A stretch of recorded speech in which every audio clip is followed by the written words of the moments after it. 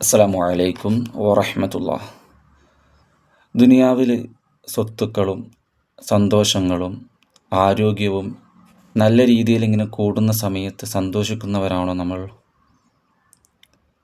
ദുനിയാവിൽ സങ്കടം വരുമ്പോൾ, സ്വത്ത് നഷ്ടപ്പെടുക, മക്കൾ മരിക്കുക, അസുഖങ്ങൾ വരിക, ഇങ്ങനെ പരീക്ഷണങ്ങൾ വരുമ്പോൾ സങ്കടപ്പെടുന്നവരാണോ നമ്മൾ?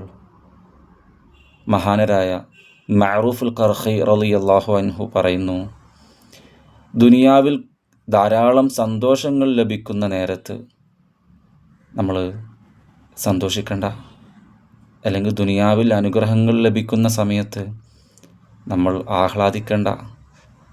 ദുനിയാവിൽ സങ്കടം വരുന്ന സമയത്ത് നമ്മൾ സങ്കടപ്പെടണ്ട.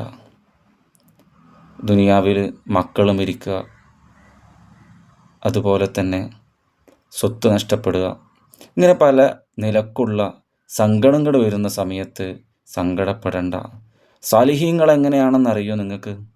ദുനിയാവിൽ സ്വത്തുക്കൾ കൂടുന്ന സമയത്ത് അവർ ചിന്തിക്കുമത്രേ, ഞാൻ തെറ്റ് ചെയ്യാൻ തുടങ്ങിയിട്ടുണ്ട് എന്നത്രേ.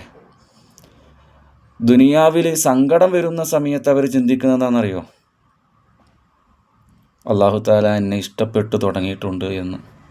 നമ്മൾ ഏത് വിഭാഗത്തിലാണെന്ന് നാം ഒന്ന് ചിന്തിക്കേണ്ടതുണ്ട്. അല്ലാഹു തആല മനസ്സിലാക്കാനുള്ള തൗഫീഖ് പ്രദാനം നൽകി അനുഗ്രഹിക്കുമാറാകട്ടെ. അസ്സലാമു അലൈക്കും വറഹ്മത്തുള്ളാഹി.